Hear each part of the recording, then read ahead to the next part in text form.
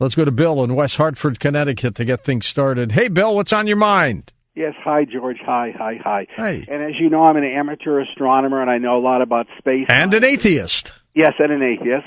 I know about space science and astronomy, and I have a fantastic brief, just two short paragraph thing I want to read to you that relates to NASA and the new rocket, the SLS rocket, Space Launch System rocket, and the new Orion spacecraft, which is also called Apollo on steroids.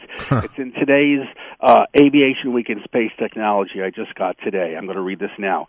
Acting NASA Administrator Robert Lightfoot, in coordination with the White House, the Trump administration, has ordered the agency to study what it would take to put astronauts on the first flight of the Orion crew capsule around the moon, a mission now slated to be unmanned for next year, 2018, while adding a crew would doubtless push back the launch date of Exploration Mission 1, EM1, that's what it's called. Lightfoot told NASA staffers February 16th, quote, NASA is clearly a priority for the president and his administration. Quote, President Donald Trump said in his inaugural address that we will unlock the mysteries of space. Lightfoot wrote in a status report to staff, quote, accordingly, it is imperative to the mission of this agency that we are successful in safely and effectively executing both the Space Launch System, SLS, and Orion programs.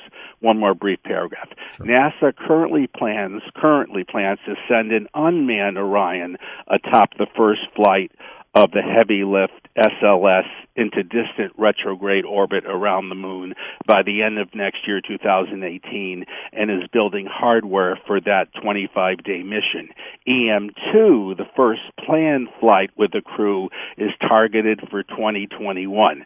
So before you comment on it, I want to say this is fascinating. If this does go through in that the very first flight, EM1, with the SLS rocket, the huge Saturn V class rocket, and the Orion spacecraft, that is now scheduled to launch November of 2018. If it's manned with 4 astronauts, it'll be the first time. Is it made for 4 astronauts? Yes, it actually can hold 6. It can hold up to 6, but 4 more comfortable, 6 not as comfortable. But it's going to be 4.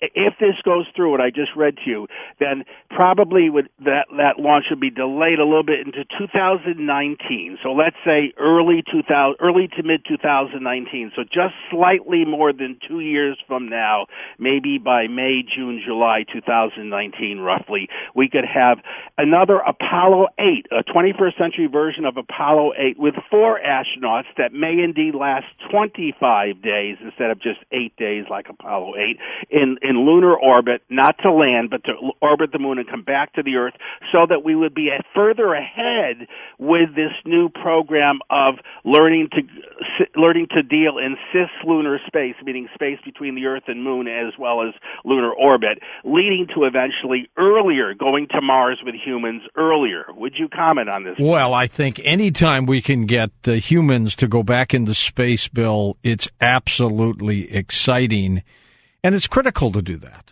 Look how long it's been since we've been able to really do this. You know, stopping the moon effort in the 70s, something happened there. I don't know. You know, some people say we were told not to go back by ETs, but I mean, we should have continued the program. We would have been on Mars by now. We would have had some exciting things to do with space, and I think we as human beings need to explore what could happen in 500 years from now if we continue with this progress. Could be amazing, truly remarkable. So we need to do it.